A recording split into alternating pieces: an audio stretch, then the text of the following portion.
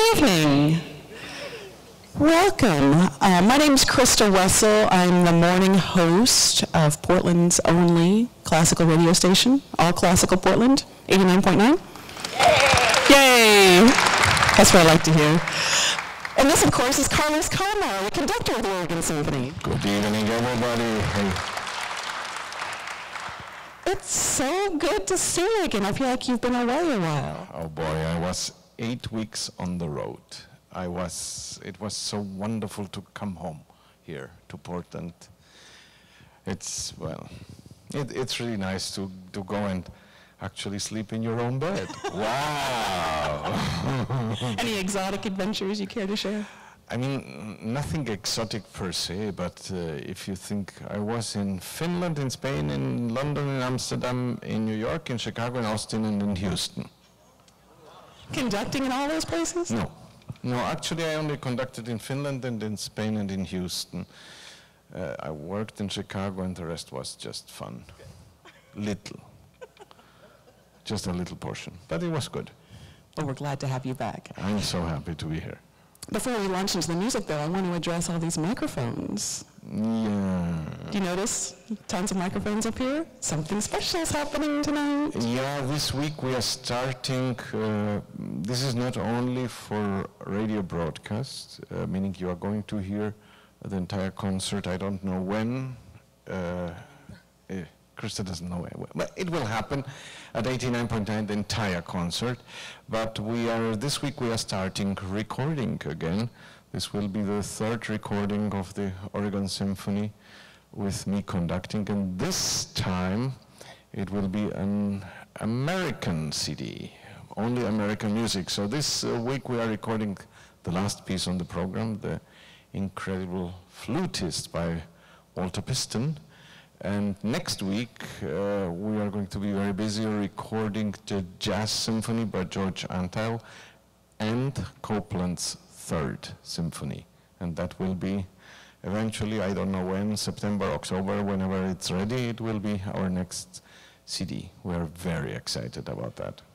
And you're part of it tonight. You'll be on the CD. Yeah. I wonder who will come out and threaten you not to cough during the incredible... Do you want to start with that piece, or do you want to go in the order of the program? Just start somewhere. I follow your lead. Okay. Well, let's start at the top of the program with what may be the silliest piece on the program, the Circus Polka by Stravinsky. This is actually a really silly piece because it's, I mean, in terms of a short overture, you know that sometimes we put little pieces here at the front of the program in order what we call to do a parking overture for everybody who didn't get a parking and has to go 7 times around the block, and then therefore they come a couple of minutes late. The Circus Polka is 3 minutes 50, but the reason actually why it's there is the entire program that you're going to hear tonight is about circus. The first piece is the name. The second, it's a circus. The piece by Joaquin Rodrigo for, well, it's always a circus when you have 4 guitar players on stage. Come on. So that will be a lot of fun. And the incredible flutist is actually member of a circus. So circus all over. And the funniest and silliest piece is undoubtedly the Circus Polka, which Stravinsky wrote upon request of Georges Balanchine. And Georges Balanchine was in contact with Barnum and Bailey's, the circus, and said to Stravinsky, I'm choreographing a piece for that. And I want you to write the music, and it's actually for elephants. And all Stravinsky asks was, are the elephants young? Let me not be philosophical about what that question actually meant, but since Balanchine said they are very young, Stravinsky said, okay, if they are very young, I will write a piece. And he writes a piece And the orchestration actually was first done for a wind ensemble, which is typical for a circus, by somebody else, by a movie composer. And then Stravinsky orchestrated what you are going to hear now. It was a riot. I mean, this was literally written for elephants. And as the story goes, in this huge circus, there was 50 elephants and 50 ballerinas, all in pink tutus. The elephants too. The elephants too. Was very successful. And please, by the way, interesting enough, in both pieces by Stravinsky that you are going to hear tonight, he quotes another composer, a fellow composer, and in both cases it's not really to be ironic. It just came to him. So in the circus polka, towards the end, you're going to hear Schubert. It's just there. Everybody who plays piano, watch out, you'll recognize the piece. Because when you think of elephants and tutus, you naturally think of Schubert. I mean, that was what Schubert was envisioning when he wrote music for piano. That's all that can be said, but then comes, of course, the enormous Petrouchka, which is, the story actually is quite interesting, because let's remember that we are talking about around the year 1910, and Stravinsky, who was at that time 28, 29 years old, just got world famous with the Firebird. It was a sensation in Paris. Everybody was talking about it. So the impresario, the famous Russian impresario of the ballet russe, Sergei Diaghilev, whose idea it was actually to commission the Firebird, which Stravinsky thought, well, this was a winner, let's try to do it again.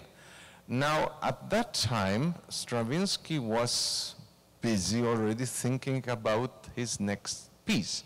And his next piece was, the idea was, he was envisioning a bunch of ancient guys sitting in a circle and watching a very young woman dance herself to death. And that was to celebrate the arrival of spring. And you know what is coming? The Rite of Spring. Well, this got interrupted, and Stravinsky, see, he got sidetracked, and then he got into what you're going to hear now, which is Petrouchka. For me, as conducting and having had the pleasure of conducting all the three, Firebird, Petrouchka, Stravinsky, and Sacre, Rite of Spring, I always have thought about what on earth has happened with Petrouchka. Why isn't it so incredibly popular like the other two? Because everybody flocks to Firebird and everybody adores Rite of Spring.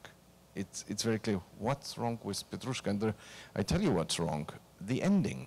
That's all there is. That's the entire problem of Petrouchka, is the ending. Because in Firebird, it ends with this humongous chorale of the brass, and it's really, and it's also very tonal. It's very kind of normal. Whereas in the Rite of Spring, it goes with this completely wacky rhythms, and it's so motoric and so loud at the end that the effect is clear. And in Petrouchka, Stravinsky wrote two endings. One is loud, and it's really not good. And so nobody does that. And the other ending, which is the one that you are going to hear tonight, is very soft. So after this kaleidoscope of music and adventures and all that happens in the plot and in the music, at the end the music does bloop. And you're like, aha. So maybe tonight, from the podium, with the help of the wonderful musicians of the Oregon Symphony, I'm going to give you a couple of examples of what you're going to hear. Because it's easier if you follow the storyline. Because, of course, I can tell you now the storyline, and I probably from the stage tonight, since we are on Saturday night, I will repeat a couple of things that happen in the plot. But that's not all. I can tell you the plot and tell you what is happening, and at the end, everybody gets confused, me included, in the sense of, okay, what is what? So, Stravinsky writes Petrouchka. First had the idea of a symphony, and it was mainly Diaghilev who told him, and he played a little bit for Diaghilev, and Diaghilev told him, come on, that's not a symphony, this is again a ballet, you're a ballet composer, just write it right, do it right. So Stravinsky writes Petrouchka. The piece was during the rehearsal time really tricky, because at that time, we are talking 1911, the dancers and the musicians couldn't handle the difficulties of this music. It was, comparing to the Firebird, way more modern, way more complex, rhythms all over the place, and he uses sometimes film technique, meaning he cuts and goes to a different direction. All of that, it ended sometimes in rehearsals in mayhem. Nonetheless, the premiere was a huge success. And with this piece, essentially, the people in Paris and over the world did get a first taste of what was going to come in, I think it was 1913, when Rite of Spring premiered, and that was a riot, oh boy. So, Petrouchka. It's the story, it's a circus.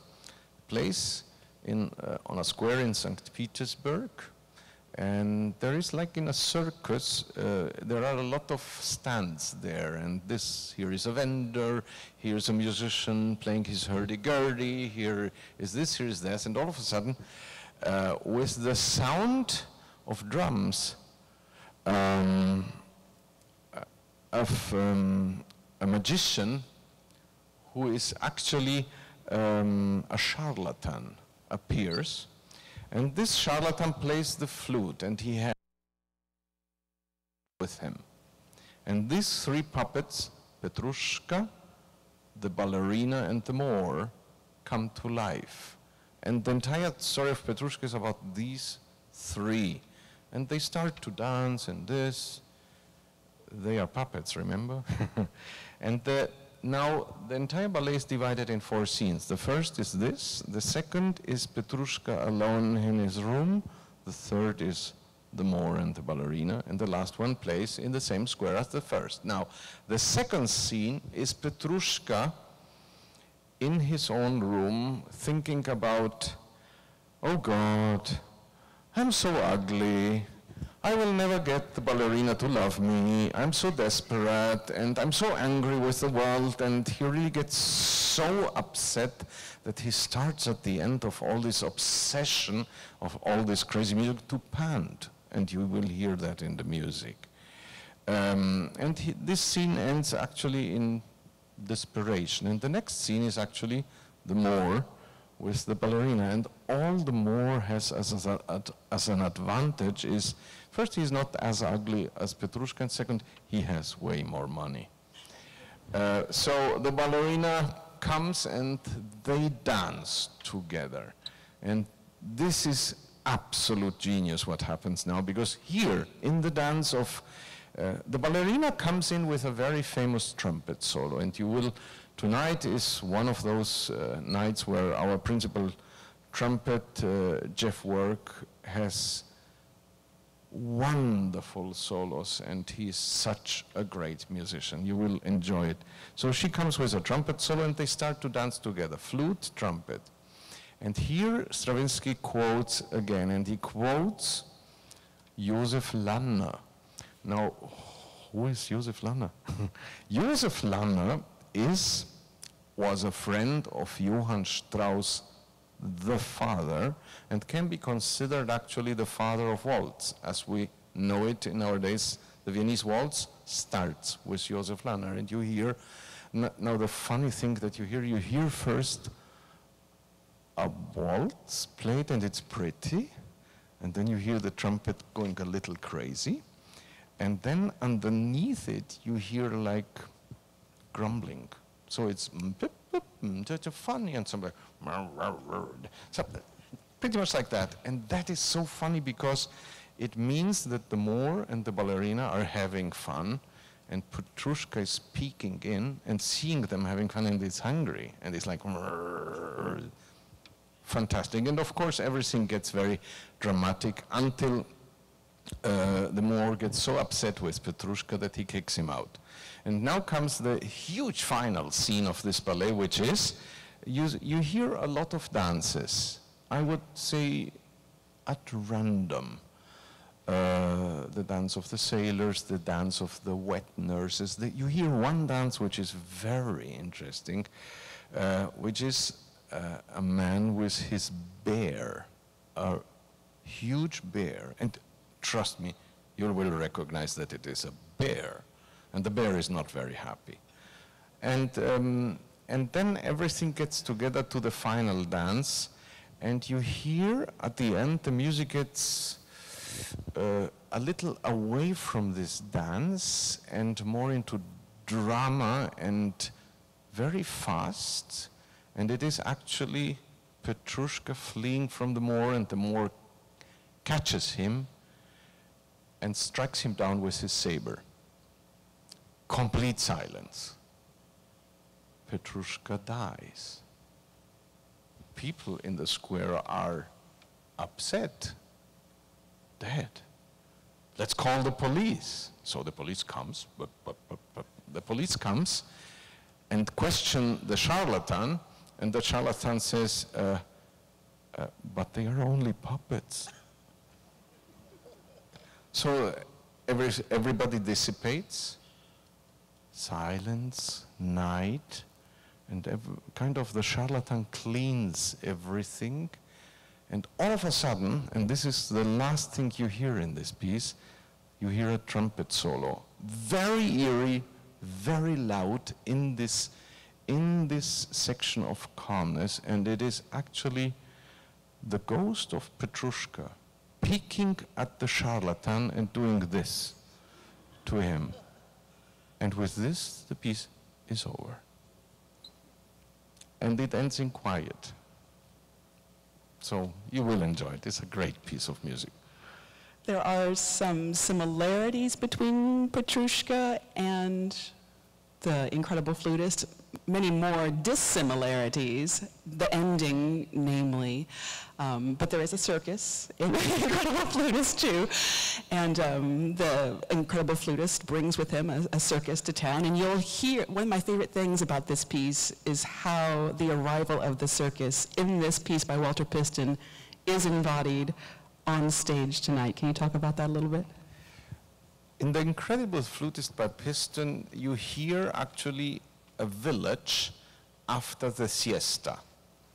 So it's something like 4 or 5 o'clock in the afternoon, everybody wakes up, the merchants go about their business. Here is a merchant, there is a merchant. All of a sudden, from the distance you hear a march, and everybody gets like, the circus is arriving. And then the circus arrives with, you know how this goes. Now, here is what really happened.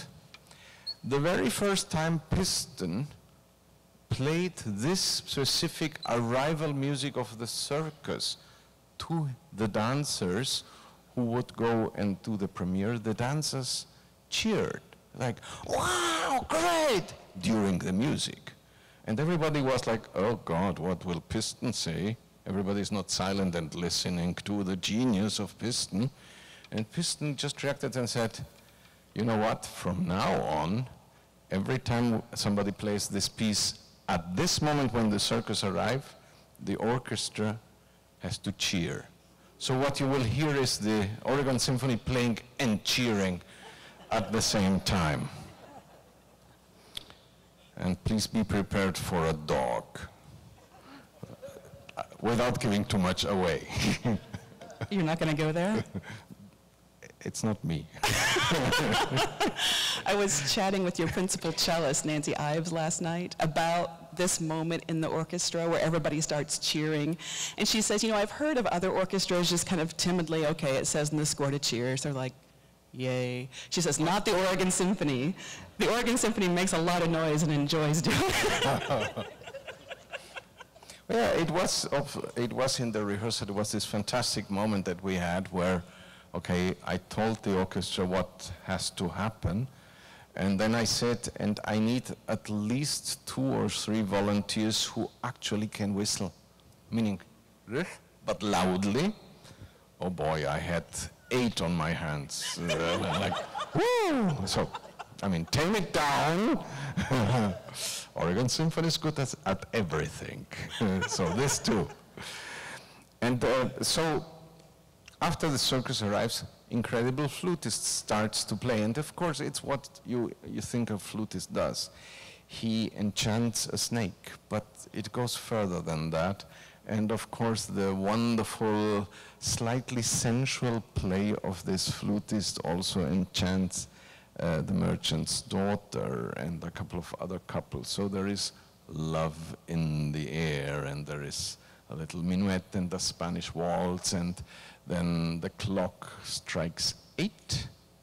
And then we go to the final polka, which is very clearly what we call the general dance, meaning probably the circus is dancing, and little by little everybody is dancing. But the thing is that, and I believe that has something to do with the fact that we're talking about an incredible, miraculous flutist. The fact exists that because everybody is transformed and a little bit weird because of the flute, the polka gets completely out of control, meaning it gets frantic and crazy, and that is how this piece ends. It's a great piece of music. And one thing has to be said, because we are here recording Walter Piston, and Walter Piston in the 1940s, even into the 1950s, was one of the most popular and most played composers here in the United States. He won 2 Pulitzer Prizes, and on our day and age, nothing. So it's a phenomenon. And that may be, I mean, this is an opinion, that may be due to the fact that Piston, I think, has the exactly same problem as a German composer who is also phenomenal, which is Paul Hindemith, which is, the music is phenomenal and very elaborate, but it has sometimes a certain dry touch. And that's why it's not, maybe that's why it's not so appealing on our day and age. But trust me, the incredible flutist is really incredible. And I love that we start the show with a dance, a polka. There are many dances throughout Petrouchka and the incredible flutist, and the dance rhythms that permeate the Rodrigo. When the Los Angeles Guitar Quartet joins us, there's some flamenco sounding bits, bolero sounding bits. It's so much fun, that piece of music. Well, actually tonight's concert is all about dance in very different ways, because on one side there is this, let's say, common dance, polka, waltz, bolero, sevillana, zapateado, all the Spanish ones, which can be danced in the villages, on the streets. It's not so hard. And then you have the very, very elaborate dance, meaning the ballet, which is mainly what Stravinsky wrote in his Petrouchka. So it's everything is there. Now, about the piece by Joaquin Rodrigo, there is not much that can be said about this piece, because there is no philosophy and there is no story and there is nothing dramatic about it. This was mainly, it came to life upon the idea of the father of the Romeros, Caledonio Romero, who with his son had to leave his country, and he left his country and he lived then in California, and still to this day the Romeros are still playing also as a guitar quartet. And Joaquin Rodrigo, which was undoubtedly one of the major composers in Spain in the 20th century, he got very famous for writing for guitar. And he just happened to write a piece for 4 guitars. That is the entire story. And all that happens in this really very, very approachable music is different rhythms are being used to display what great guitarists can do with an orchestra complementing those rhythms. Everything has a real Spanish flavor, and you're going to enjoy it greatly. The only thing that is a little out of the ordinary is actually the persona of Joaquin Rodrigo, because Joaquin Rodrigo, since he was 3 years old, was blind. And so how can a person who is blind actually write, compose? And I cannot explain it to you. I only can tell you that actually 2 months ago, I was in his apartment in Madrid. And because his daughter, who is kind of guarding the legacy of her father, there are a couple of things on display in this apartment, including the machine that Joaquin Rodrigo used in order to write music.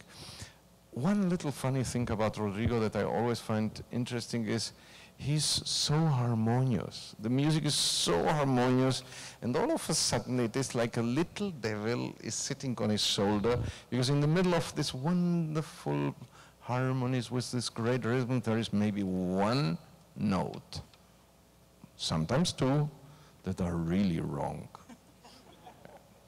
And it's happened in our rehearsals again that musicians approached me and said, I have to play that, and that really doesn't go together with all the others. And so I control and I look at the score and I say, it sounds wrong and it is right. That's what it is. And then everything gets back to normal. So this is, it's a very enjoyable music. The whole concert from top to bottom is fun and rhythmic and colorful, and I can't wait to get it started. So I want to thank you for doing this with me today, Carlos Kalmar. Christa Wessel.